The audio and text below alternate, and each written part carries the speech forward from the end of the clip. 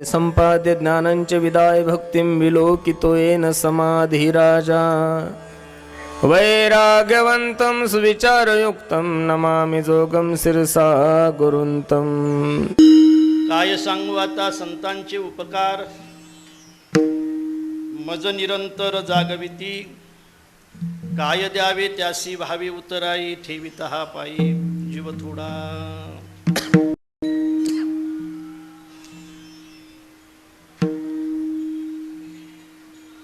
जगद्गुरु जगतवंदनीय महाराष्ट्रभूषण संत शिरोमणी संत सम्राट वैराग्यमूर्ती श्री संत तुकोबा यांचा सर्वांच्या पाठातला सगळ्यांच्या परिचयाचा अभंग आज चिंतन सेवेसाठी निवडलेला आहे। आजच्या चिंतन सेवेचं कारण आपल्या सगळ्यांना माहीत आहे। खरं म्हणजे नित्यस्मरणीय आमचे बाबा यांचा हा सोहळा आहे।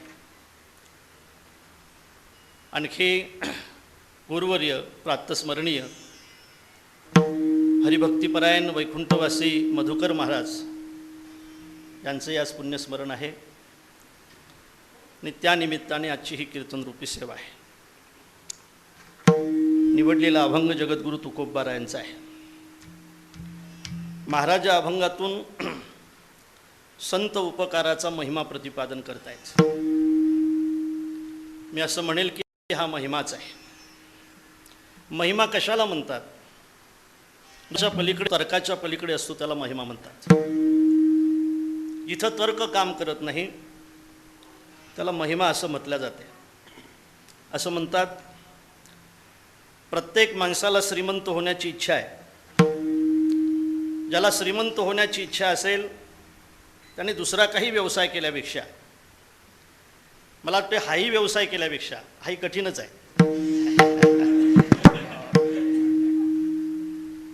त्याने एक प्रयत्न करावेत। त्याने परीस मिळवण्याचा प्रयत्न करावा। त्याने जर परीस मिळवला तर परीस मिळवल्यानंतर त्याला सोनं घेण्यासाठी जाण्याची गरज पडणार नाही। त्याच्या घरचं जेवढं लोखंड असेल तेवढं सोनं झाल्याशिवाय राहणार नाही। लोहा घरी सर्व संपत्ती असं म्हणता येतं। परीसाचा आणखी एक महिमा इतका मस्त आहे महाराज। परीसाचा स्पर्श लोखंडाला झाला तरी त्या लोखंडाचं सोनं होतं। लोखंडाचा स्पर्श परीसाला झाला तरी सुद्धा लोखंडाचं सोनं होतं। याही पलीकडे लोखंड एखाद्या वेळेला तोडण्याच्या इच्छेने जरी परीसाजवळ गेलं तरी सुद्धा त्याचं सोनं होतं। हे महत्त्वाचं आहे।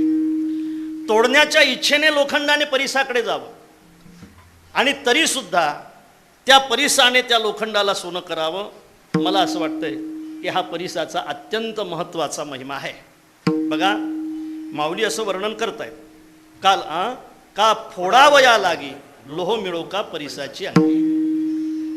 तोडण्याच्या इच्छेने गेल्यानंतरही जर परीस त्याला सोनं करत असेल तर मला असं वाटते परीसासारखा परीसच असेल।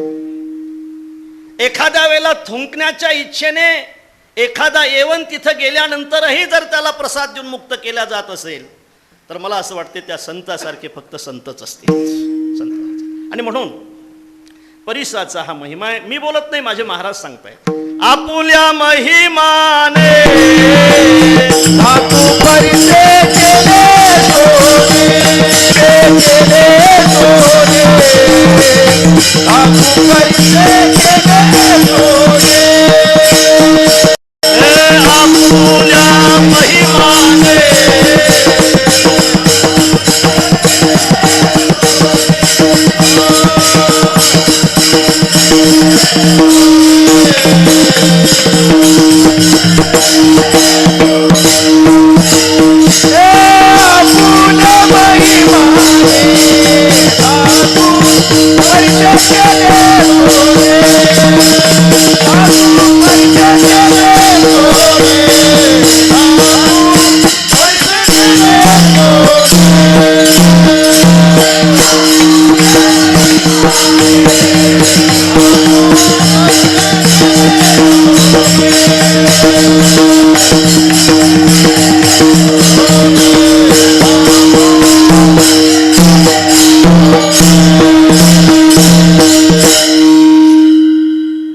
परिसाचा महिमा आहे. या ठिकाणी तुमचा कोणताही तर्क काम करत नाही. कोणचा तर्क लावणार तुम्ही?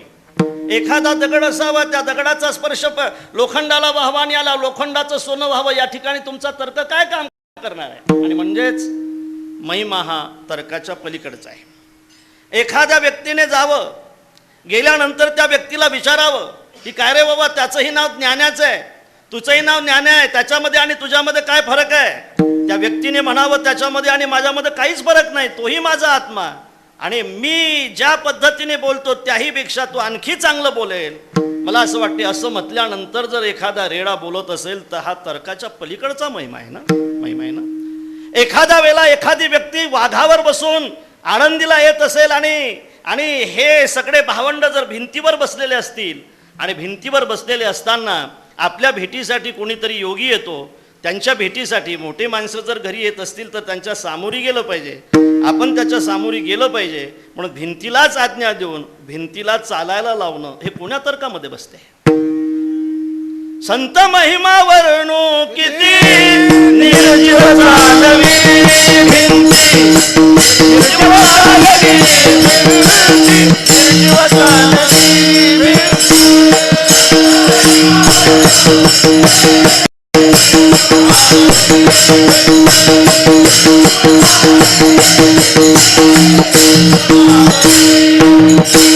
संत महिमा वर्णू किती निर्जीव चालवी भिंती, निर्जीव चालवी भिंती.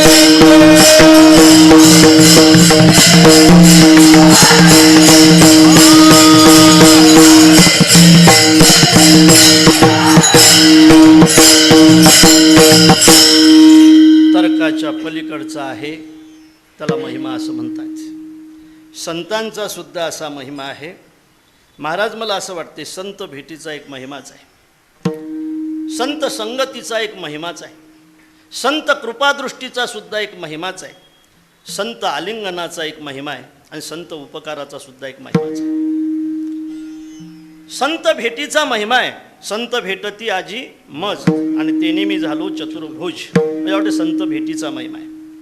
संत कृपादृष्टीचा सुद्धा महिमा आहे. हा दिठिवा जयावरी झडके का पद्म करू माथा पारुके, हा जीवाची परितुके महेशेशी, हा जीवाची परितुके महेशेशी. मला असं वाटते हा संत कृपादृष्टीचा महिमा आहे. थोडक्यात सांगून जाईल. संत भेटीचा महिमा, संत कृपादृष्टीचा महिमा, संत संगतीचा महिमा, नाही का. संत संगतीने थोर लाभ झाला. पुढे मोह निरसला मायाजाळ किंवा आत्मा निर्वाळला विश्वाकार, असं काही नाही ना, नाही. मोह निरसला मायाजाळ. मला असं वाटते हा संत संगतीचा महिमा आहे, संत भेटीचा महिमा, संगती कृपादृष्टीचा महिमा हा शब्दाच्या पलीकडचा आहे. तसा संत आलिंगनाचा महिमा सुद्धा महाराज शब्दाचा पलीकडचा आहे, शब्दाचा पलीकडचा आहे. आलिंगन घडे मोक्ष सायुजता तोडे, ऐसा संतांचा महिमा, ऐसा संतांचा महिमा. आलिंगन घडे मोक्ष सायुजता तोडे, ऐसा संतांचा महिमा, ऐसा संतांचा ऐसा संताचा महिमा झाली बोलाया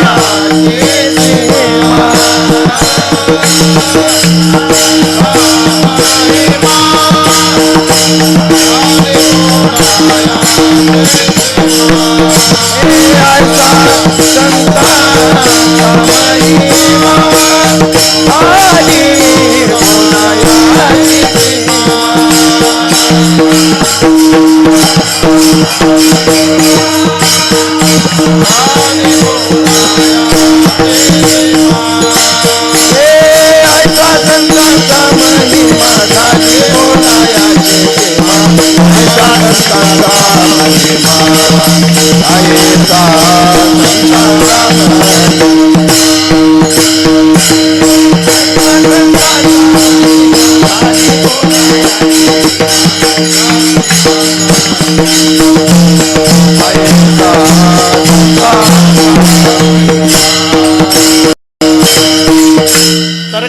पलीकडचा आहे आणि शब्दाच्या पलीकडचा आहे. शब्दाच्या पलीकडचा आहे म्हणूनच महाराज म्हणतात झाली बोला याची सीमा. अर्थात सगळ्या सीमा ज्या ठिकाणी संपतात त्या ठिकाणी संतांचा महिमा खऱ्या अर्थाने चालू होतो. तर्काच्या पलीकडचा आणि शब्दाच्या पलीकडचा आहे तो संतांचा महिमा, संतांचा कृपादृष्टीचा महिमा आहे, संतांच्या भेटीचा महिमा आहे, संत संगतीचा महिमा आहे, संत आलिंगनाचा महिमा आहे. तसंच संत कृपादृष्टीचा अर्थात संत उपकाराचा सुद्धा एक महिमा आहे. संत उपकाराचा सुद्धा महिमाच आहे दादा. संत उपकाराचा महिमा आहे. मला असं वाटतंय संत उपकाराचा महिमा सांगत असताना फक्त संतांनी उपकार करण्यासाठीच इथं यावं हा महिमा नाही. महिमा नाही, महिमा नाही. अरे बऱ्याचदा लहान माणसाला मोठं होण्याची इच्छा होत असते. बऱ्याचदा लहान माणसाला मोठं होण्याची इच्छा होत असते आणि ज्यांना मोठं होण्याची इच्छा होते ते खरंच लहान असतात. जे लहान असतात त्यांना मोठं होण्याची इच्छा होते आणि मोठे असतात त्यांना लहान होण्याची इच्छा होते. जे लहान होण्याची इच्छा करत असतील समजून चालाव ते मोठे आहेत. जे मोठं होण्याची इच्छा करत असतील समजून चालाव ते लहान आहेत. इतकं मोठं झाल्यानंतर किती आम्ही वैकुंठवासी, इतकं मोठे पण ज्यांच्याजवळ आहे. आम्ही वैकुंठवासी म्हणजे आम्ही भूवैकुंठवासी, आम्ही स्थल वैकुंठवासी आणि आम्ही स्वरूप वैकुंठवासी. आम्ही भूवैकुंठवासी म्हणजे पंढरपूरवासी, आम्ही स्थल वैकुंठवासी म्हणजे ज्या स्थलावर तो राहतो त्या स्थलावर आम्ही राहतो, स्थल वैकुंठवासी. आणि आम्ही स्वरूप वैकुंठ सुद्धा वासी. हरी हा वैकुंठ ज्ञानदेवा पाठ म्हणजे स्वरूपाने सुद्धा आम्ही वैकुंठाचा वास करतो, स्थलाने सुद्धा आम्ही वैकुंठाचा वास करतो आणि स्थलाने सुद्धा आम्ही वैकुंठाचा वास करतो. या वैकुंठाचा आमचा वास असल्यानंतर सुद्धा वैकुंठामध्ये आम्ही असून सुद्धा या समाजावर उपकार करण्यासाठी आम्ही या ठिकाणी येतो. हा महिमा नाही. येथे उपकारासाठी आले घरच्या वैकुंठी, आले घरच्या वैकुंठी, आले घरच्या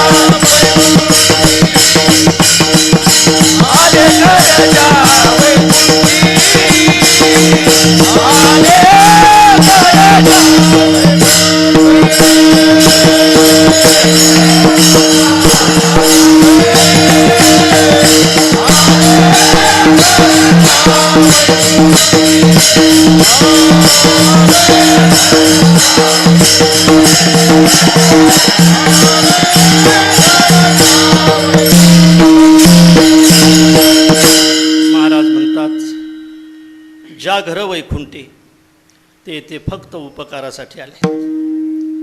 ज्यांचं घर वैकुंठामध्ये आहेत ते जर इथं उपकारासाठी येत असतील असं जर महाराजांचंच म्हणणं असेल, नाही का, असं जर महाराजांचंच म्हणणं असेल तर मला असं वाटतं महाराजांना आपल्याला प्रश्न विचारावा लागेल ना. ते जर इथं उपकार करण्यासाठी येत असतील महाराज, ज्यांचं घर वैकुंठामध्ये आहे ते फक्त आणि फक्त उपकार करण्यासाठी या ठिकाणी येत असतील तर सांगा ना महाराज त्यांचे उपकार काय सांगो आता संतांचे उपकार, काय सांगो आता संतांचे उपकार,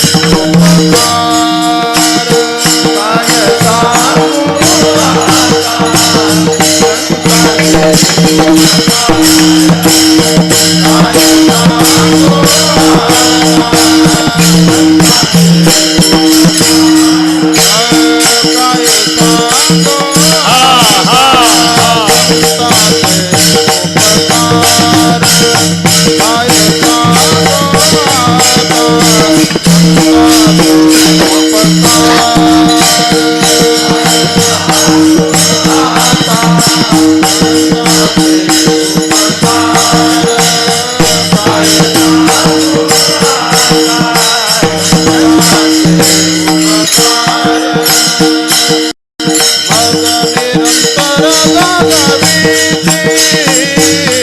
आता निरंतर दादवी काय जावे भावे उतराय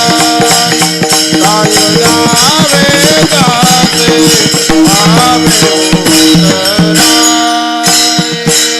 मज निरंतर जागरीती मज निरंतर जागरीती काय जावे जाती भावे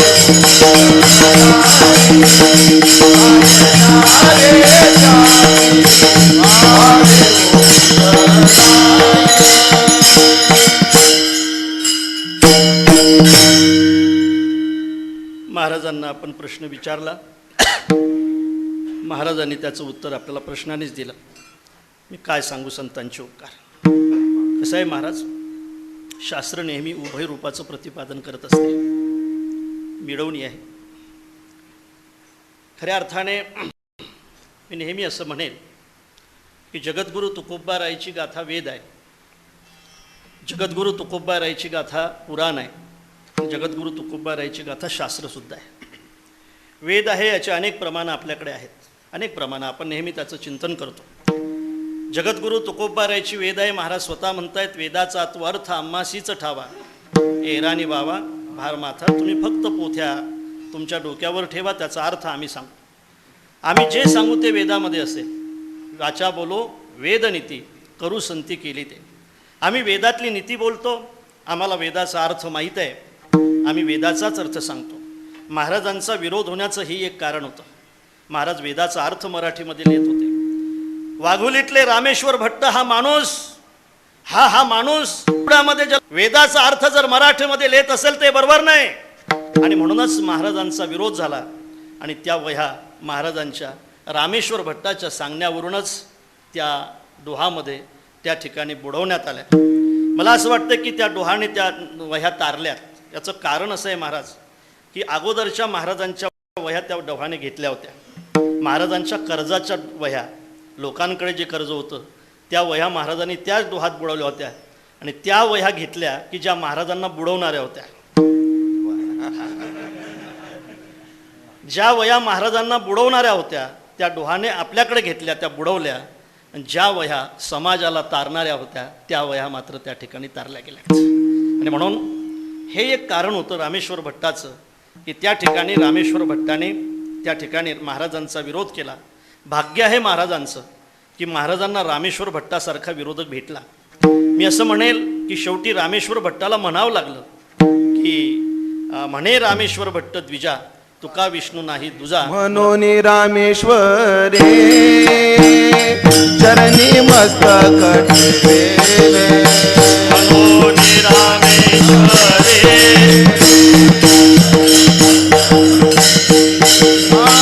मनोनी रामेश्वरे चरणी मस्तक ठेवेले.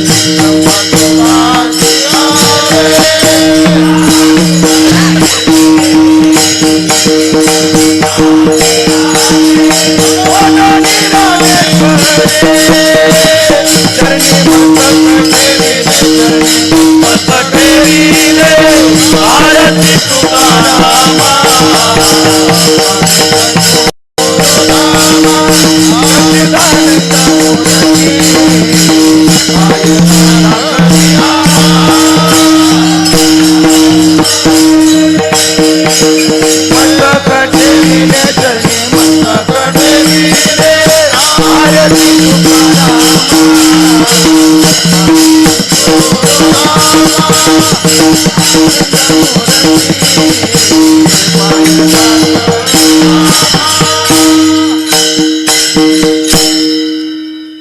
उसाचं जे महत्व आपल्यापर्यंत येते ना ते लावणाऱ्यामुळे नाही येत. उसाचं जे महत्व आपल्याला कळते ना ते पाणी दिलेल्यामुळे नाही येत. उसाचं महत्व आपल्याला जे कळते ना ते पिळणाऱ्यामुळे कळते. उसाला जर पिळणारा भेटला नसता तर खऱ्या अर्थाने उसाचा इतका चांगला रस आपल्यापर्यंत आला नसता. सोन्याला जर ठोकणारा भेटला नसता तर सोन्याचं मोल झालं नसतं. चंदनाला जर तोडणारा भेटला नसता तर मला असं वाटते चंदनाचा सुगंध लोकांपर्यंत गेला नसता. म्हणूनच उसाला माझी विनंती आहे की पिळणाऱ्या माणसाचा राग कधी मानायचा नाही. चंदनाला सुद्धा माझी विनंती आहे की तोडणाऱ्या माणसाचा राग कधी मानायचा नाही. आणि सोन्याला सुद्धा माझं सांगणं आहे की ठोकणाऱ्याचा कधी राग मानायचा नाही. ठोकणाऱ्याचा जर तुम्ही राग मानत असाल तर मग तुमचं मोल करेल कोण? करेल कोण? दृष्टम दृष्टम पुनरपि पुनर्चंदनम चारुगंधम छिन्नम छिन्नम पुनरपि पुनस्वादु चैवेक्षु कांडनम दग्धम दग्धम पुनरपि पुनर्कांचनम तप्तवर्णम प्राणांतेपि प्रकृतिर्विकृती न जायते नोत्तमानाम. माझा प्राण गेला तरी चालेल पण मी माझा सुगंध कधी सोडणार नाही. माझा प्राण गेला तरी चालेल पण मी माझी मधुरता कधी सोडणार नाही. आणि मला कितीही तापवलं तरी चालेल पण मी माझी चकाकी कधी सोडणार नाही. रामेश्वर भट्टाने हेच केलं आणि महाराज खऱ्या अर्थाने आणखी चकाकला गेलेत आणि महाराजांची गाथा त्या ठिकाणी तारल्या गेली. मला हे सांगू द्या, महाराज वेदाचा अर्थ लिहित होते म्हणून महाराजांचा विरोध झाला. आपण सगळे ऐकताय कारण म्हणजे तुमच्यामध्ये मी राहून उभं राहून कीर्तन करणं असा काही विषय नाही, पण नानाची आज्ञा असल्यामुळे मला या ठिकाणी उभं राहावं लागलं. बाबाबद्दल मी बोलणार आहे. मला अभंगाचा थोडासा भाव आपल्या पुढे मांडून पुढे जायचा आहे. विषय असा आहे, महाराजांची गाथा वेद आहे, अनेक प्रमाणाने ती सिद्ध आहे. ते प्रमाणसुद्धा आपल्याला सगळ्यांना माहीत आहे. तत्वमसी, प्रज्ञानाम ब्रह्म, अयम आत्मा ब्रह्म, अहम ब्रह्मास्मी, यासाठी महाराजांचे प्रमाण आहे. महाराजांची गाथा वेद आहे.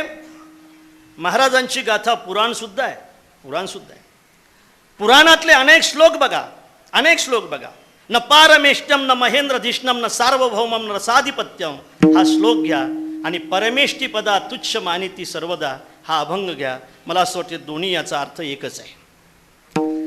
माऊली आहे तिथं खरं म्हणजे तुमच्या देखत हे सगळं सांगणं तरी पण आता उभंच राहिलो त्यामुळे सांगावं लागेल. पहा, गोकर्ण ज्या वेळेला आपल्या वडिलाला उपदेश करतो, गोकर्णाचे वडील आत्मदेव ज्या वेळेला गोकर्णाला विचारतायत की गोकर्णा मी आता काय करू, गोकर्ण म्हणतो बाबा असार खलु संसारो दुःख रूपी विमोहका सुतकस्य धनम कस्य स्नेहान जलते निशं. या स्नेहाने, या प्रपंचाच्या स्नेहाने तुम्हाला दुःख दिलं आणि प्रपंचाचा स्नेह ज्याच्याजवळ असेल ना त्याला दुःखच होईल, लक्षात ठेवा. आणि म्हणून असं ज्या वेळेला गोकर्णाने आपल्या वडिलाला सांगितलं, बघा करू काय, म्हटले वनात जा. वनात जाऊन मी काय करू, किंग कर्तव्यम वनेता तत्वम वद सविस्तरम, सविस्तर सांग मी वनात जाऊन काय करू. त्यावेळेला महाराज गोकर्णाने आपल्या वडिलाला काही गोष्टी सांगितल्या की त्या अत्यंत महत्त्वाच्या आहेत. गोकर्ण म्हणतो बाबा धर्मम भजस्व सततं त्यजलोक धर्मान सेवस्व साधु पुरुषान जहि काम तृष्णान अन्यष्ट दोष गुण चिंतन माशु मुक्त्वा सेवा कथा रसमहो नितराम पिबत्वं. धर्मं भजस्व सततं, धर्मं भजस्व सततं त्यजलोक धर्मान सेवस्व साधु पुरुषान जहि काम तृष्णान अन्यष्ट दोष गुण चिंतन माशु मुक्त्वा सेवा कथा रसमहो नितराम पिबत्वं.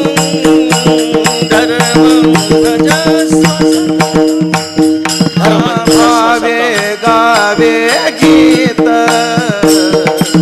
भावे गावे गीत.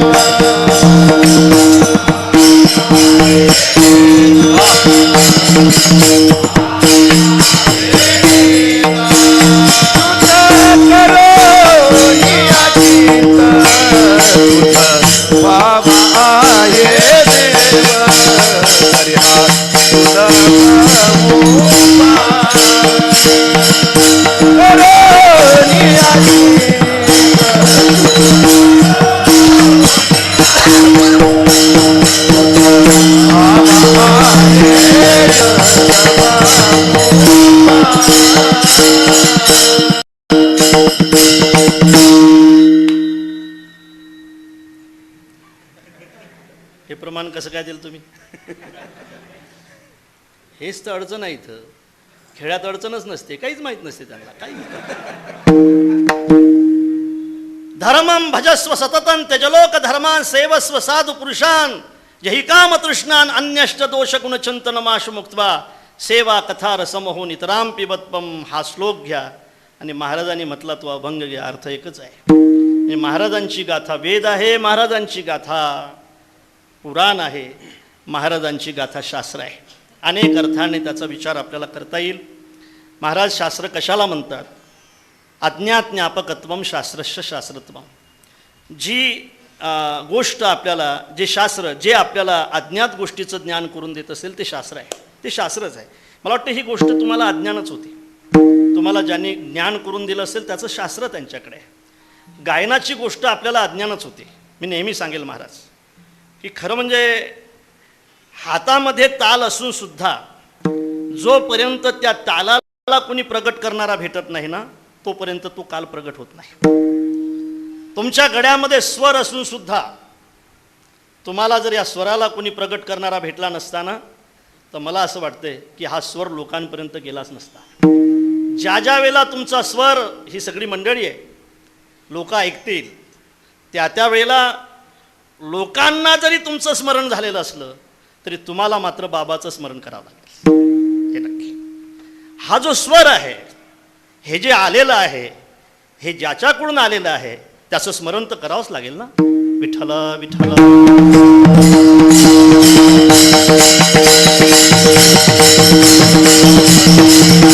पुंडलीक वरदा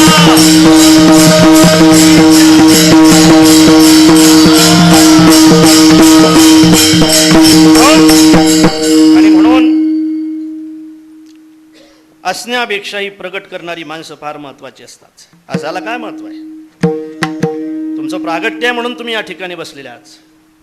तुम्हाला प्रगट करणारा कुणीतरी आहे म्हणून तुम्ही उभे आहात, आणि तुम्हाला प्रगट करणारा कुणीतरी होता म्हणून तुम्ही म्हणताय. म्हणून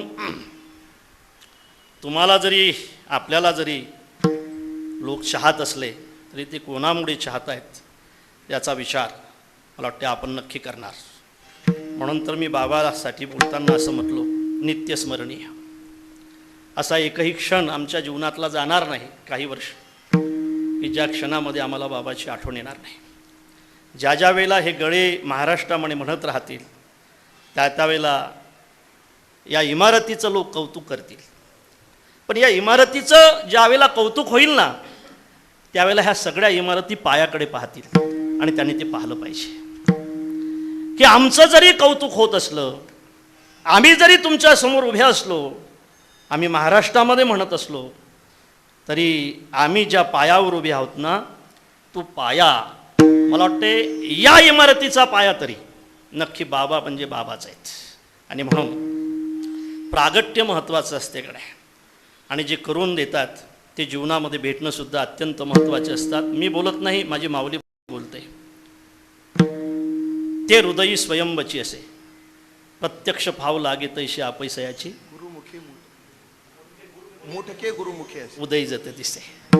ते हृदयी स्वयंबची असे, बरोबरच आहे. अरे असा कोणचा दगड आहे या जगामधला की ज्यामध्ये मूर्ती नाही? असा एकही दगड नाही या जगामधला की ज्या दगडामध्ये मूर्ती नाही. पण ज्या दगडाला प्रगट करणारा कोणी भेटत नाही तो दगडच राहतो. ज्याला प्रगट करणारा कोणीतरी भेटतो ना, तो देव झाल्याशिवाय राहत नाही. सहा उनी टाकी गाहे पाषाण देवची झाला पाहे. म्हणून हे प्रागट्य आहे. अज्ञात ज्ञापकत्वम शास्त्रस्य शास्त्रत्वम. अज्ञात गोष्टीचं जे ज्ञान करून देते ते शास्त्र आहे. मला असं वाटतं की आपल्याला अनेक गोष्टी अज्ञात होत्या, त्या माझ्या तुकोबारायांनी आपल्याला ज्ञात करून दिल्या. पंढरीचा देव कोण आहे, कुठून आलाय, हा कसा उभा राहिलाय, काय ज्ञान होतं आपल्याला याचं. अनेक देवता अशा आहेत की त्याचं आपल्याला ज्ञान नाही. ज्ञान नाही म्हणजे कोणी ज्ञान करून देणारा भेटला नाही. या देवतेचं आपल्याला ज्ञान आहे. या देवतेचं ज्ञान करून देणारे आपल्याला कोणीतरी भेटलेत म्हणून ज्ञान आहे. महाराजांना विचारलं, महाराज कोण आहेत हे? महाराजांनी सांगितलं, पायाळाच्या गुणे पडले ठाऊ जगा पुंडलिके दाखवी. जगा पुंडलिके दाखवी. पायाळाच्या गुणे पडले ठाऊ जगा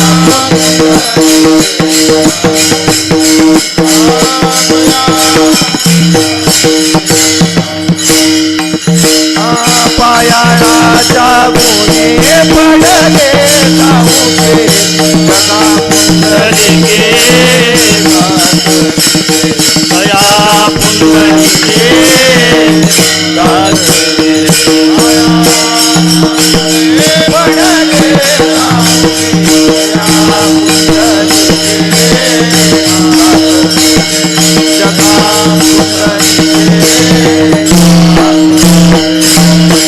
सामान्य रूपाने भगवंताची ओळख करून देणारे पुंडलिकराय आहेत असं माझं मत आहे.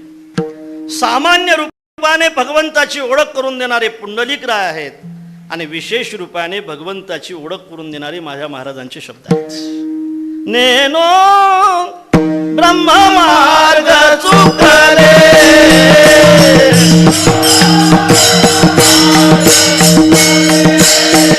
उघडे पंढरपुराले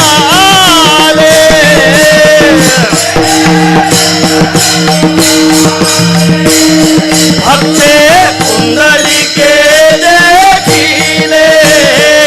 भक्ते पुंडलिके देखिले उभे केले विटेवारी. उभे केले विटेवारी तो हा विठोबा.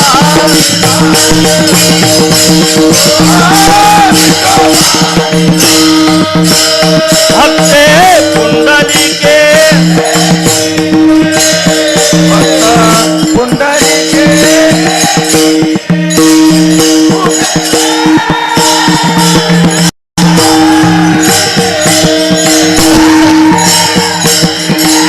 वारी तो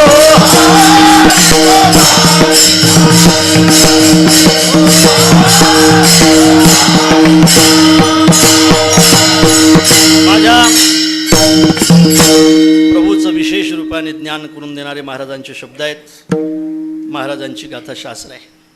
उभय रूपाचं प्रतिपादन करणारं शास्त्र आहे. माझ्या महाराजांची गाथा सुद्धा उभय रूपाचं प्रतिपादन करते. मा सुराम पिब निषेध रूपाने धर्मम सत्यम वद विधी रूपाने, अर्थात उभय रूपाने शास्त्राचं जसं प्रतिपादन आहे तसं महाराजांचं सुद्धा उभय रूपाने प्रतिपादन आहे. बरोबर आहे ना? बरोबर आहे ना? उभय रूपाचं अर्थात एक व्यतिरेकाने एक अन्वयाने जसं वर्णन आहे, अर्थात उभय रूपाचं प्रतिपादन आहे शास्त्राचं, तसं महाराजांचं सुद्धा उभय रूपाचं प्रतिपादन आपल्याला पाहायला मिळतं. हे केलं पाहिजे आणि हे नाही केलं पाहिजे. हे केलं पाहिजे आणि नाही केलं पाहिजे हे पाहत असताना महाराजांनी म्हटलेल्या अभंगामध्ये सांगतायत, भावे गावे गीत शुद्ध करून या चित्त तुझं व्हावा हे देव तर ह्या सुलभ उपाव. काय केलं पाहिजे महाराजासाठी? मस्तक ठेंगणा करी संताच्या चरणा. आणखी काय केलं पाहिजे महाराजासाठी? वेचिते वचन जेणे राहे समाधान. आणखी काय नाही केलं पाहिजे यासाठी? अनेकाचे काने गुणदोष मना न आणे. आणखी काय केलं पाहिजे महाराजासाठी? आमचं अंतकरण शुद्ध होण्यासाठी तुका म्हणे फार आणि थोडा तरी परोपकार केला पाहिजे. थोडा तरी परोपकार केला पाहिजे. तसा तर फारच केला पाहिजे, खूप केला पाहिजे. नाही होत थोडा तरी केला पाहिजे. तो थोडा किती केला पाहिजे आपल्या प्रमाणात माहीत आहे. नाही दूध देता आलं तर नाही दिलं पाहिजे, पण ताक तरी दिलं पाहिजे, पाणी तरी दिलं पाहिजे. आता पाणी मला वाटते जेवणापेक्षाही महाग झालं, पाणी जास्त महाग झालं. आता पाणी तरी दिलं पाहिजे. अर्थात थोडा तरी परोपकार केला पाहिजे असं जर महाराज म्हणत असतील तर मला असं वाटतं की महाराजांना आपण असं विचारू, महाराज तुम्ही, आम्ही तर करतो, आम्हाला थोडा उपकार तुम्ही सांगताय तो केला पाहिजे, हेही बरोबर आहे. असं म्हणतायत की मरणाऱ्या माणसा म्हणजे गेलेल्या माणसाच्या सोबत कोणीतरी सोबती असावा असं जर वाटत असेल, दानम मित्रम मरिष्यतः, दानम अर्थात दान हा मरणाऱ्या माणसाचा मित्र आहे. आता इथं मला माहीत नाही,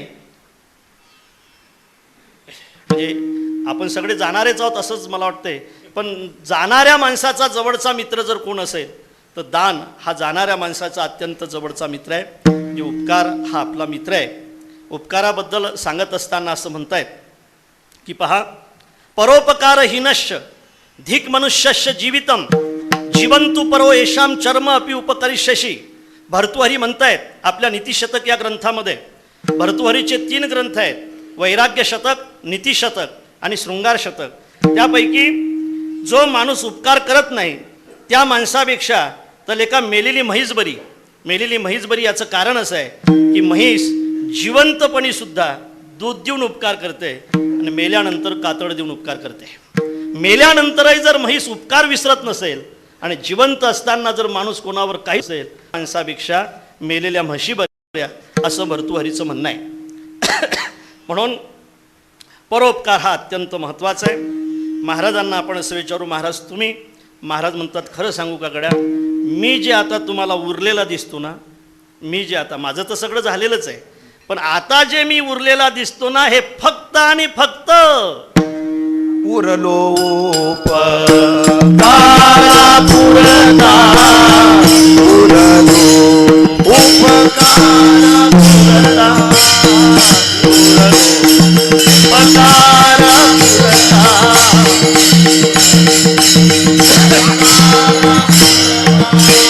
हे तुका म्हणे आता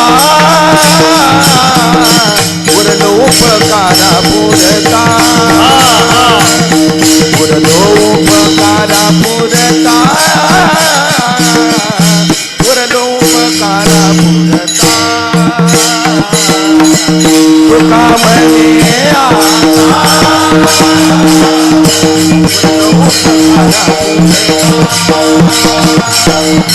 उरलो उपकारा पुरता,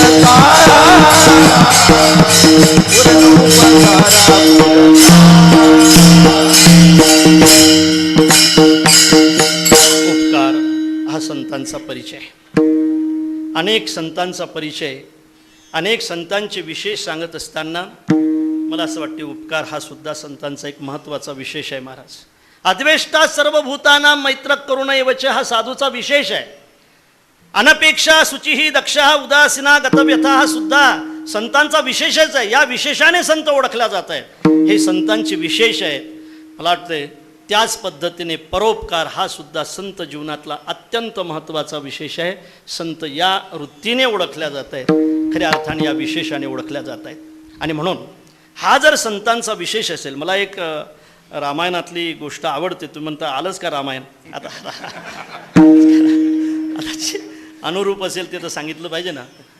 रामायणामध्ये बघा काही संवाद आहेत महाराज, सुंदर आहेत. मला वाटते रामायणातल्या संवादावर एखादी कथा ऐकली पाहिजे.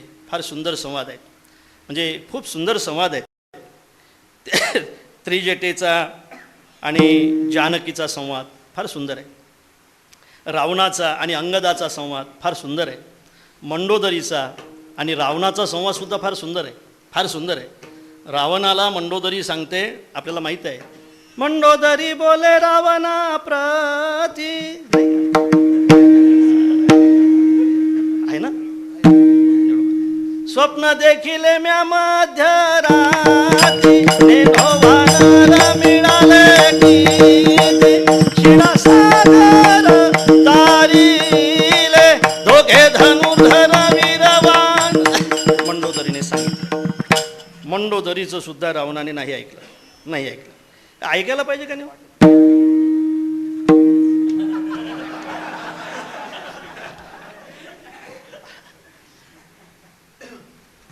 यांना नाही, पण तुम्हाला विचारतो.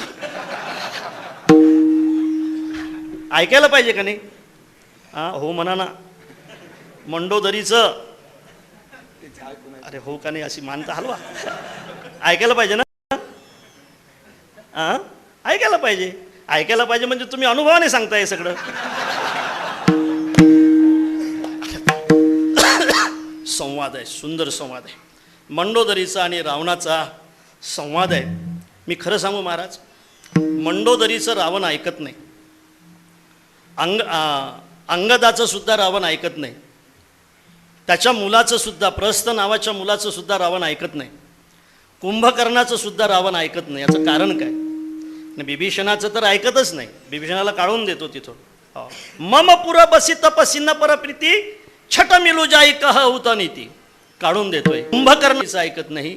ऐकत नाही याचं कारण असं आहे, त्याच्या अगोदरचा एक भावार्थ रामायणातला संवाद ऐकला पाहिजे, की तो रावणाचा आणि नारदाचा संवाद आहे. नारदाचा आणि रावणाचा संवाद आहे. तुळशी रामायणामध्ये सुद्धा तो आलेला आहे. रावण विचारतो की मला मुक्त व्हायचं आहे, मी मुक्त होण्यासाठी काय केलं पाहिजे? नारदजी म्हणतायत मुक्त होण्यासाठी तू भक्ती केली पाहिजे. रावण म्हणतो होई न भजन न तामस देहा. माझा देह तामस आहे, माझ्याकडून भक्ती होणार नाही. म्हटले मग चोरी केली पाहिजे. उद्याच त्याची मोटरसायकल चोरून आणतो म्हणे. मोटरसायकलवर नाही जमणार, 4 व्हीलर आणतो, त्याच्यावर सुद्धा नाही जमणार. नारदाने सांगितलंय मुख्य वैराचे कारण करावेगा दारा हरण. त्याची दारा पडून आण, तो तुला मुक्ती देण्यासाठी तुझ्या घरी आल्याशिवाय राहणार नाही. हाही एक संवादच आहे. असे अनेक संवाद रामायणामध्ये जसे आहेत, तसा गरुडजीचा आणि काकभुशुंडीचा एक संवाद आहे. सुंदर आहे. गरुडजी काकभुशुंडीला काही प्रश्न विचारतायत. पहिला प्रश्न असा आहे की सर्वात दुर्लभ शरीर कुणाचं? सांगितलं त्यांनी, सर्वात दुर्लभ शरीर आहे मनुष्याचं. दुसरा प्रश्न आहे सर्वात सुख कोणचं? उत्तर आहे सर्वात सुख आहे संत मिलनाचं. सर्वात मोठं दुःख कोणचं? सर्वात मोठं दुःख आहे दारिद्र्याचं. सर्वात मोठं पुण्य कोणचं? सर्वात मोठं पुण्य आहे अहिंसेचं. सर्वात मोठं पाप कोणचं? सर्वात मोठं पाप आहे परनिंदेचं. आणि आणखी एक शेवटचा प्रश्न असा आहे की संत कशाला म्हणतायत, असंत कशाला म्हणतायत? दुसऱ्याच्या दुःखाने जे सुखी होत आहेत ते असंत आहेत, आणि दुसऱ्याच्या दुःखाने जे दुःखी होत आहेत ते संत आहेत. अर्थात संत आणि असंत एकच प्रश्न आहे. आणि शेवटचा प्रश्न असा आहे की संतांचा सहज स्वभाव काय? सहज स्वभाव काय? संतांचा सहज स्वभाव काय? या प्रश्नाचं उत्तर देत असताना काकभुशुंडी म्हणतायत संतांचा सहज स्वभाव आहे परोपकार. विठ्ठल विठ्ठल परोपकार वचन मन काया. परोपकार वचन मन काया. संत सहज सुभाऊ खगराया. परोपकार वचन मन काया. वचनाने, मनाने आणि कायेने जे फक्त परोपकार करतायत ते संत आहेत. संतांचा हा सहज स्वभाव आहे. काया वाचा मने प्राणे. काया वाचा मने प्राणे. साधू वाढीला उपकारा करणे. काया वाचा मने प्राणे. साधू वाढीला उपकारा करणे. आपले पराये म्हणून उपकार करणे सर्वाशी. पर उपकार वचन मन काया. काया वाचा मने प्राणे. साधू वाढीला उपकारा करणे. कायेने, वाचेने आणि मनाने जे करतायत खऱ्या अर्थाने तेच खरे उपकार असतात. खरं म्हणजे मी विचारत असतो कधी कधी, तुमच्या घरी तर जेवायला आम्ही नेहमीच येतो. समजा एखाद्या वेळेला तुमच्या घरी जेवायला आलो, कोणाच्या तरी तुमच्याच घरी आलो, येऊ का? सगळे कधी संस्था चालू झाली, तुम्ही आम्हाला पंचपक्वान्नाचं जेवण केलं, हो म्हणा.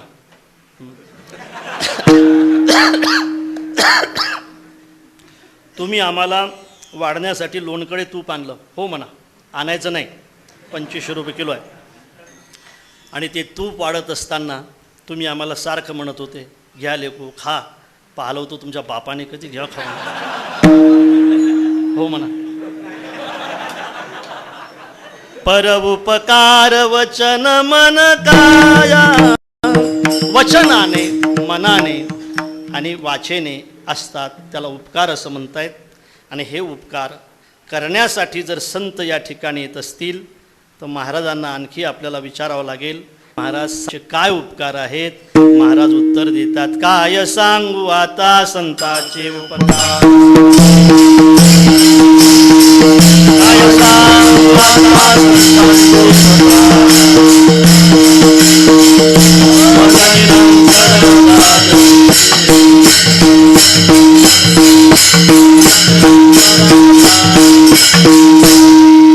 महाराज आणखी मला सांगा वाटतंय, काय सांगू आता संतांचे उपकार हे म्हणण्याचं कारण तरी काय असेल? कारण तरी काय असेल? महाराजांना उपकार सांगता येत नाहीत म्हणून महाराज असं म्हणतायत. महाराज उपकार काय सांगू असं का म्हणतायत, याचं थोडंसं चिंतन केल्यानंतर माझ्या अल्पमतीप्रमाणे मला असं जाणवलं की महाराज असं का म्हणत असतील. याचं कारण असं आहे महाराज, की समाजामध्ये काही वर्ग आहेत. एक वर्ग असा आहे की जो उपकार करणाऱ्यावर उपकार करतो. एक वर्ग असा आहे की जो उपकार करणाऱ्यावरही अपकारच करतो. आणि एक वर्ग असा आहे की जो अपकार करणाऱ्यावरही उपकार करतो. मला असं वाटतंय, उपकार करणाऱ्यावर ज्याचे उपकार असतील, उपकार करणाऱ्यावर जर ज्याचे उपकार असतील, समजा कोणी जर आपल्याला जेवायला बोलावलं तरी आपण त्याच्या घरी जायचं, हा व्यवहार आहे, हा उपकार नाही. कोणी जर आपल्या इथं लग्नाला आलं तर आपण त्याच्या घरी लग्नाला जायला, हा व्यवहार आहे, हा उपकार नाही. कोणी जर आपल्या मौतीला आलं तरच आपण त्याच्या घरी, हा व्यवहार आहे, हा उपकार नाही. मला असं वाटतंय हा व्यवहार असेल तर एक वर्ग असा आहे, आपल्यावर जर कोणी उपकार केले तरच आपण त्याच्यावर करावे, असा एक वर्ग आहे.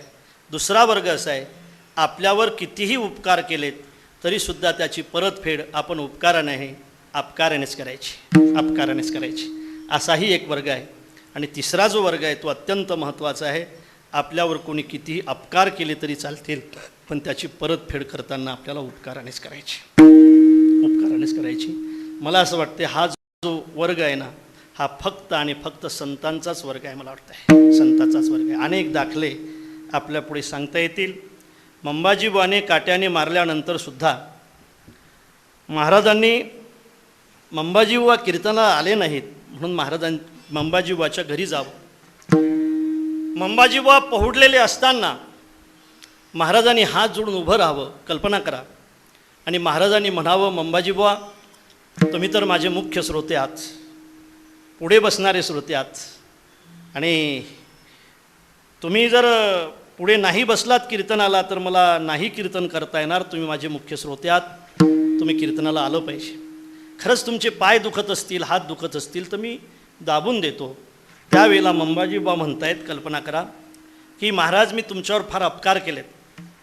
खरं म्हणजे मी तुम्हाला काट्याने मारलं तरीसुद्धा जर तुम्ही माझे पाय चपण्याची भाषा करत असाल तर मला असं वाटतंय की हे खरंच अपूर्व आहे.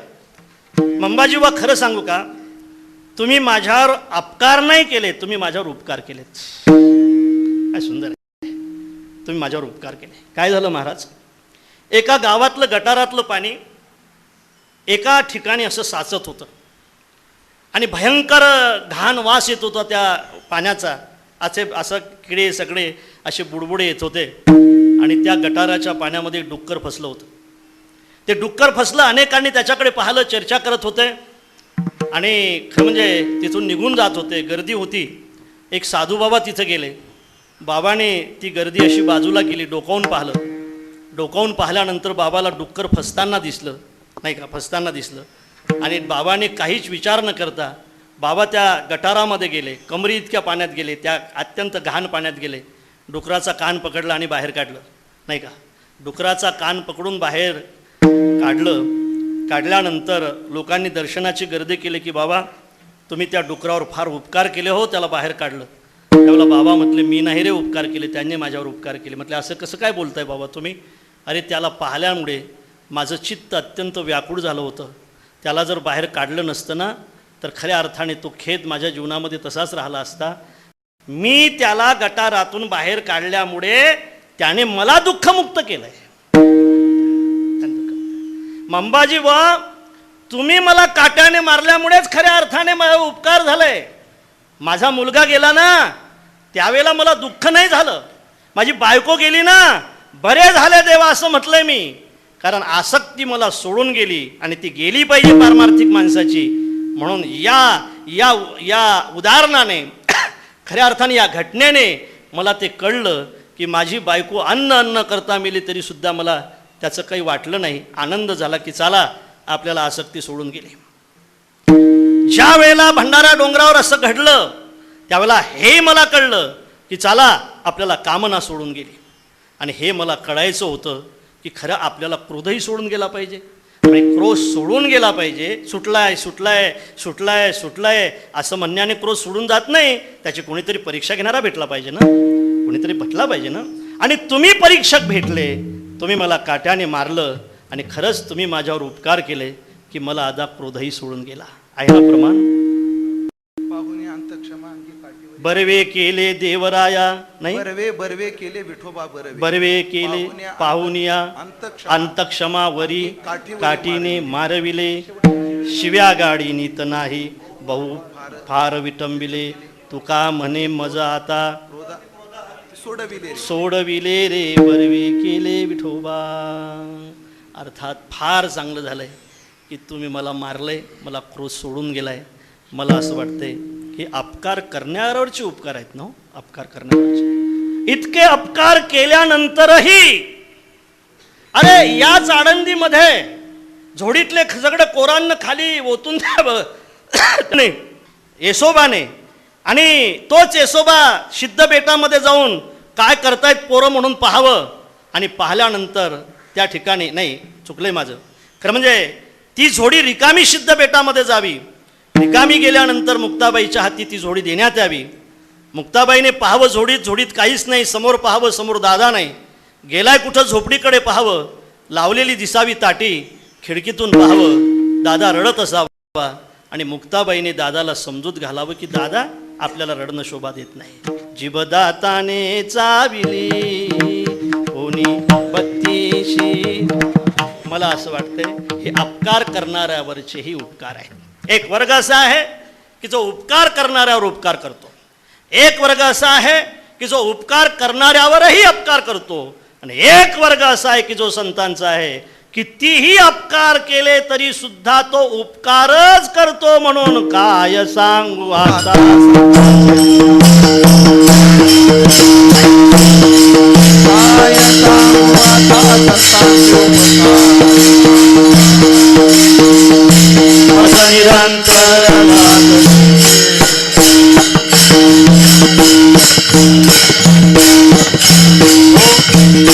अनेक उदाहरणं आहेत, अनेक पद्धतीचा विचार या अभंगाबद्दल करता येईल.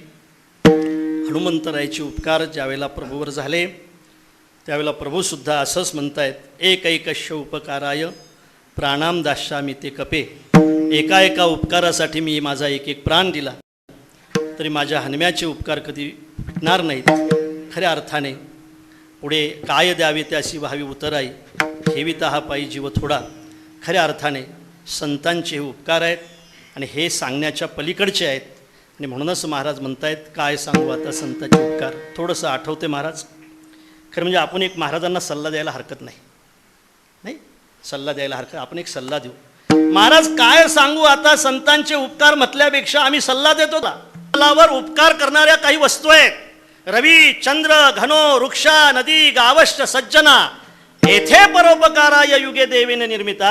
ह्या सगळ्या वस्तू जर उपकार करण्यासाठी इथे येत असतील, चंद्राचे आपल्यावर उपकार असतील, सूर्याचे आपल्यावर उपकार असतील, बघा मेघाचे आपल्यावर उपकार असतील, तर मग असं म्हणा ना कोणासारखे आहेत उपकार. काय सांगू असं म्हणण्याची गरजच नाही. काय सांगू असं म्हणण्याची गरजच नाही. किंवा संतांचे उपकार कोणासारखे आहेत? चंद्रासारखे आहेत म्हणा ना. संतांचे उपकार कोणासारखे आहेत? सूर्यासारखे आहेत असं म्हणा ना.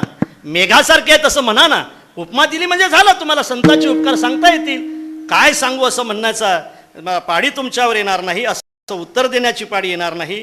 तुम्ही असं करा की चंद्राची उपमा द्या संत उपकाराला, सूर्याची उपमा द्या संत उपकाराला, मेघाची उपमा द्या संत उपकाराला.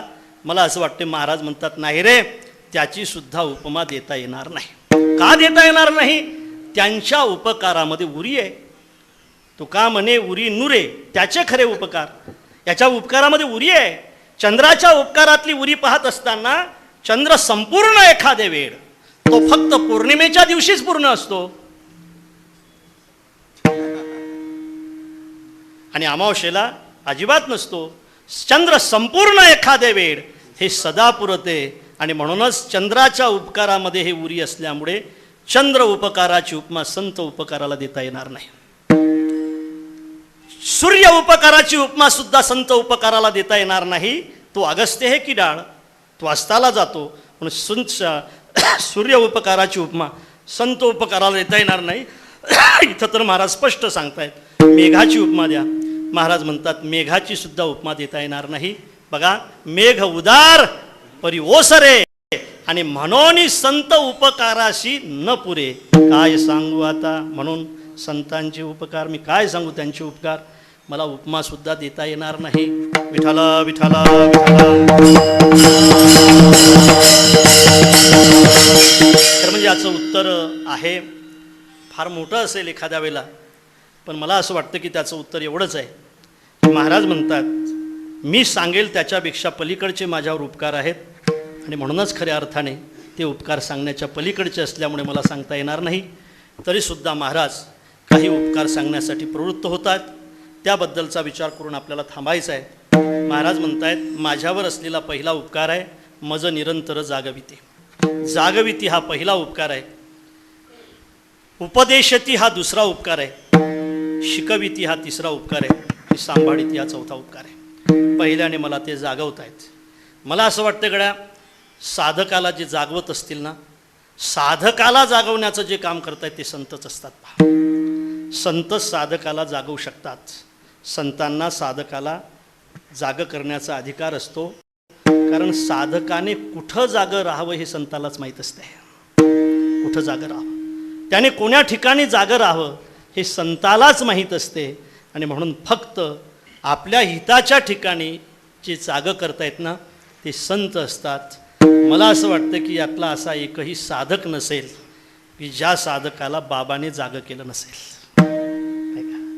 एकही साधक नसेल नाही की ज्या साधकाला बाबाने जागं केलं नसेल.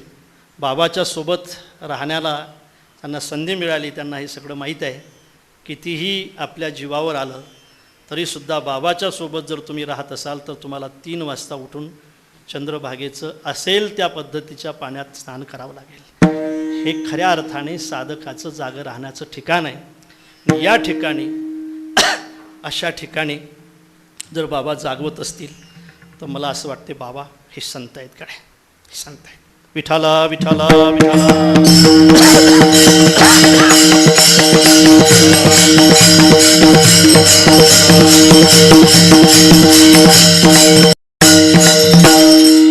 हाती टाळ दिंडीमुखी नाम गाणे गजर होतो बहु मोठ्याने. नाही निवडली थोर लहाने नका निजो भिकेच्या भेनेगा. मी वासुदेव तत्वता. पुढचं चरण. कडो येईल विचारिता आहे ठाऊक भाग्या संता. नाही तुझा अनिक मागुता का. माझ्याजवळ राहताय ना तुम्ही, तुमच्याजवळ मी भाडं घेणार नाही. माझ्याजवळ राहताय ना तुम्ही, तुमच्याजवळून मी पंक्तीचे पैसे घेणार नाही. माझ्याजवळ राहताय ना तुम्ही, मी तुमच्याजवळून दुसरं काहीच मागणार नाही. फक्त तुम्हाला सकाळी 3 वाजता चंद्रभागेच्या आंघोळ्यासाठी उठावं लागेल. ऐसे जागविले अवघे जन. अर्थात जागविती हे जर संतांनी केलेले उपकार असतील आणि जागविती हे उपकार जर संतांचे असतील तर मला असं वाटते साधकाला जाग करण्याचं काम फक्त आणि फक्त हे 50 वर्ष आमच्या बाबाने केलं असेल तर मला असं वाटते बाबा संत आहेत. बाबा संत आहेत. संत आहेत. मला खरं सांगा असा कोणाचा खांदा आहे की ज्या खांद्यावर बाबाने हात ठेवला नसेल. असा कोणचा साधक आहे की जे साधक बाबाच्या पंक्तीला जेवलेला नसेल. आणि मला असं वाटते असा कोणचा कीर्तनकार आहे की ज्या कीर्तनकाराच्या कीर्तनामध्ये बाबा उभे राहिले नसतील. मला असं वाटते की खऱ्या अर्थाने जागवणं हा जर उपकार असेल महाराज, तर जागवणं हा उपकार संत करू शकत असतील.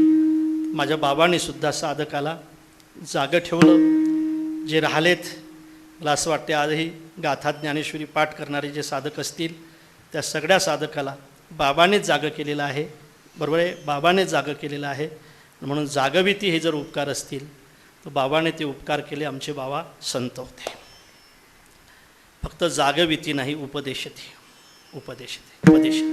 श्लोक जास्त चाले कीर्तनात, जरा ओवही आल्या पाहिजेत. इतके शुभाषित नाहीत म्हटले पाहिजेत, काही अभंगही आले पाहिजेत. गाथ्यावर आणि ज्ञानेश्वरीवर एवढी निष्ठा असलेले बाबा, मला वाटते उपदेशती सुद्धा. म्हणजे फक्त जागवितीच नाही, जागवणाऱ्याने जागवलं पाहिजे, पण उपदेश करण्यासाठी जागवलं पाहिजे ना. फक्त जागवणं असेल आणि उपदेश नसेल तर जागवून काय उपयोग? मग झोप चांगली लिहिली ना. जागविते हे उपकार माझ्या बाबाने केले आणि उपदेशती हे उपकारसुद्धा बाबाने केले. मला असं वाटते उपदेश करून ज्यावेळेला जमत नाही ना, त्यावेळेला शिकविते. उपदेश करून ज्यावेळेला उपदेश करण्याचा अधिकार नसेल, नाही का, अर्जुनाजवळ सुद्धा नव्हता. अर्जुनाला जागवलं दुसऱ्या अध्यायामध्ये, नाही उपदेश केला. सांख्ययोग म्हणजे ज्ञानच आहे ना. ना सतो विद्यते भाऊ ना भाऊ विद्यते सतः. अर्थात हे उपदेशच आहे. उपदेश करण्या चालू असताना सुद्धा उपदेश करण्याच्या योग्य ज्यावेळेला अर्जुन दिसला नाही, त्यावेळेला तिसऱ्या अध्यायामध्ये शिकविती, पाचव्या अध्यायामध्ये शिकविती. आणि म्हणून शिकविती हे उपकारसुद्धा बाबाचे आहेत. मला असं वाटतं की अनेकांना ज्या आज चाली येत आहेत, त्या बाबांनी शिकवलेल्या चाली आहेत. मी खरं सांगू का महाराज, मला असं वाटतं आहे की अन्यथा होणार नाही. मला असं वाटतं आहे की भगवंतालाच ज्ञानेश्वर महाराजहून यावं लागलं आणि गीतेवर टीका करावी लागली, म्हणूनच आपल्याला ज्ञानेश्वरी समजली. बरोबर आहे. भगवंताला ज्ञानोबाराय म्हणून यावं लागलं आणि गीतेवर टीका करावी लागली, म्हणूनच आपल्याला गीता समजली. तसंच मला असं वाटतं की तुकोबारायांनाच यावं लागलं, म्हणूनच आपल्याला गाथा समजला. तुकोबाची दुजे होऊन ठेले, विठाला विठाला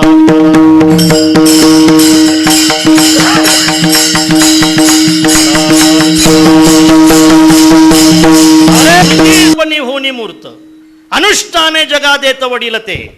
आणि म्हणून मी असं म्हणणार नाही की बाबा गाथा वाचत होते, असं म्हणणार नाही की बाबा ज्ञानेश्वरी वाचत होते. नित्य बाबा ज्ञानेश्वरीचं आणि गाथ्याचं पारायण करत होते. मला असं म्हणू द्या, ज्ञानेश्वरीचा आणि गाथ्याचा अर्थच बाबा होते.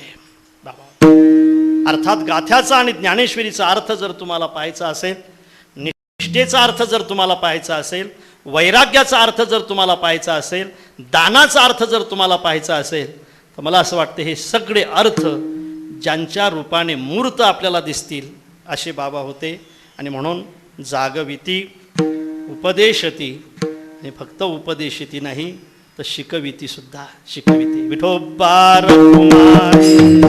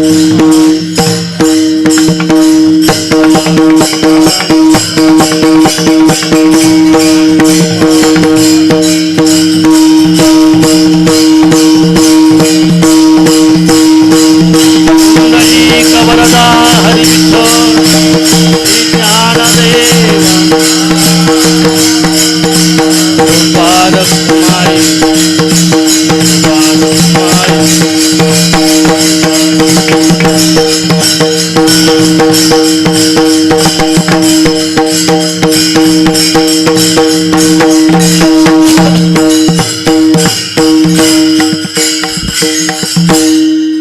जागविती उपदेशती, उपदेश करून जमत नसेल तर शिकविती, आणि फक्त एवढंच नाही सांभाळीती सुद्धा. आपल्याला या सगळ्या गोष्टीचा अनुभव आहे. खरं म्हणजे 49 वर्ष बाबांनी सतत चतुर्मास केला. मी असं ऐकलं, बाबा वयाच्या 19व्या वर्षी, बरोबर आहे का भाऊ, 16व्या वर्षी इथं आले. वयाच्या 16व्या वर्षी बाबा इथं आलेत. बाबाचं शिक्षण काय होतं? हां, 10वा वर्ग पास होते बाबा. हां, म्हणजे 10वा वर्ग पास झाल्याबरोबर बाबा इकडे आलेत. बाबांनी संस्थेची 4 वर्ष पूर्ण केलेत. त्या वर्षी बाबा 16 आणि 4 20 वर्षाचे असतील, 20-21 वर्षाचे असतील. मला वाटते तेव्हाच बाबांनी प्रतिज्ञा केली की बस हे संस्थेतलं कीर्तन आता मी फक्त भजन करेल. म्हणून बाबांनी वयाच्या 20व्या वर्षी, 21व्या वर्षी, एखाद्या वेळेला 21व्या 22व्या वर्षी चातुर्मास सुरू केला. आणि असं मला सांगण्यात आलं की बाबाचा 49वा चातुर्मास होता. चतुर्मास आणि बाबा आणि चतुर्मास, मला असं वाटतं आज समन्वय होता. कितीही कठीण प्रसंग आला तरी बाबांनी चातुर्मास कधी सोडला नाही. आणि बाबा त्या ठिकाणी जे करत होते ते किती महत्त्वाचं होतं. कीर्तनकार अनेक असतील, आताही कीर्तनकाराची गर्दी जास्त आहे, पण कीर्तनकाराच्या कीर्तनामध्ये टाळकरी उभं करण्याचं काम बाबा करत होते. नाही का? मला असं वाटतं की या सगळ्या साधकाला शिकवण्याचं काम, करण्याचं काम आणि सांभाळण्याचं कामसुद्धा चतुर्मासामध्ये कोणी केले असेल तर ते फक्त बाबाने केलं. बाबाने कसं सांभाळलं, किती सांभाळलं आपल्या सगळ्यांना माहीत आहे. त्या दिवसच्या साधकांच्या त्या चेहऱ्यावरून, त्या अंतविधीवरून आपल्या सगळ्यांच्या लक्षात आलं असेल की मला असं वाटतंय असं एकही क्षेत्र नव्हतं की ज्या क्षेत्रातली व्यक्ती त्या ठिकाणी उपस्थित नसेल. सगळे गुणीजन त्या ठिकाणी उपस्थित होते. मला असं वाटतं हे सगळे बाबांनी सांभाळलेले गुणीजन आहेत, हे सगळे बाबांनी सांभाळलेले कीर्तनकार आहेत. माझ्या जीवनातला प्रसंग असा आहे की बाबाने मला ज्ञानेश्वरी दिली होती पाठ करण्यासाठी. पण पाठ करण्यासाठी मी काही पाठ करण्याच्या त्यावेळेला नव्हतो तयारीमध्ये. बाबाला शब्द दिला की बाबा पाठ तर करणार नाही, पण मी 108 पारायण करेल. म्हटले चांगलं आहे, 108 पारायण तरी करा. आणि बाबामुळे माझे 108 पारायण अजान वृक्षाखाली ज्ञानेश्वरीचे झाले. मला असं वाटते हे सगळं आपल्या सगळ्यांना माहीत आहे. आणि बाबाचं वर्णन माझ्याकडून तर नाही होणार. बाबांचं वर्णन करण्यासाठी बाबा व्हावं लागेल. आणि बाप होणं किती कठीण असते हे सुद्धा बाबांनी अनुभवलं आहे. नाही का? हे बाप झाल्यानंतरच कळते. आणि म्हणून अशा अर्थाने बाबाचं जीवन होतं. साधकाला सांभाळण्याचं कामसुद्धा बाबाने केलं.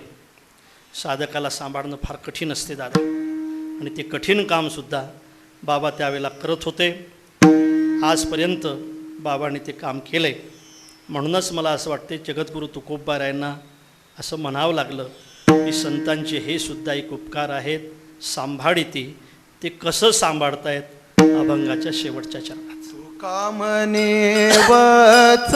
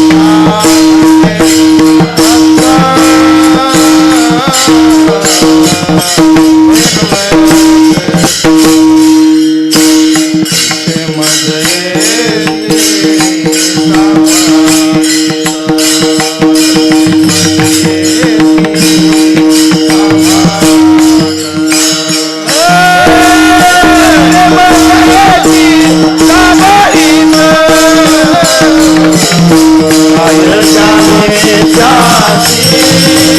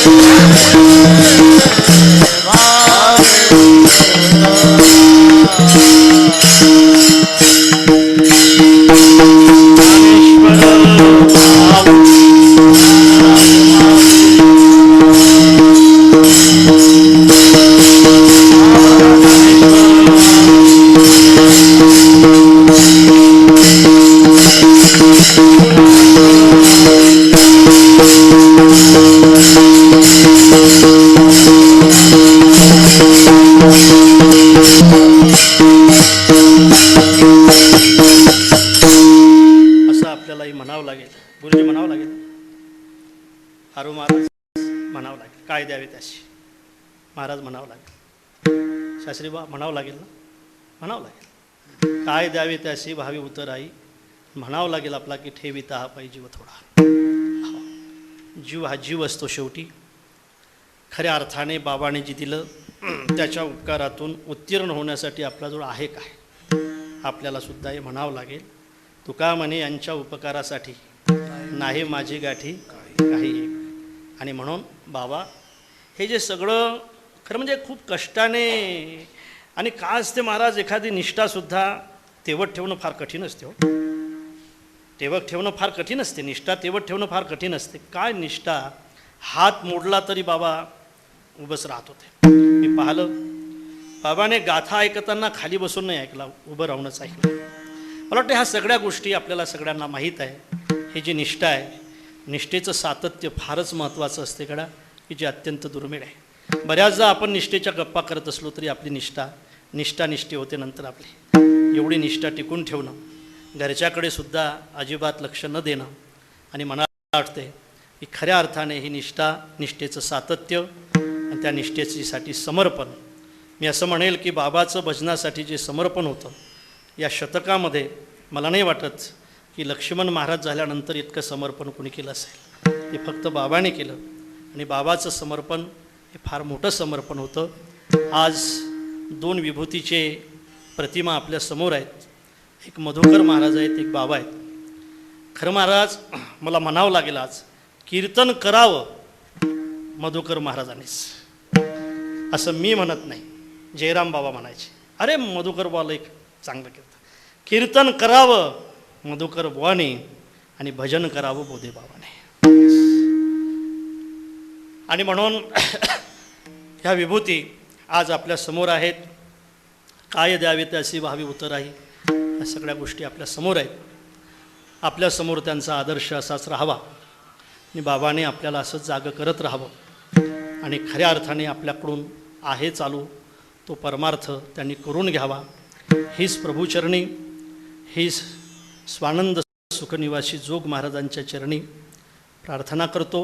म्हणजे आपलंही जीवन थोडंफार का होईना, पण त्या परमार्थासाठी खऱ्या अर्थाने समर्पण करण्याची इच्छा आपली व्हावी, ही इच्छा बाबांनी आपल्याला द्यावी, अशी बाबांच्या चरणी, मधुकर बाबांच्या चरणी विनंती करतो, आणि माझ्या सेवेला या ठिकाणी विराम देतो. विठ्ठल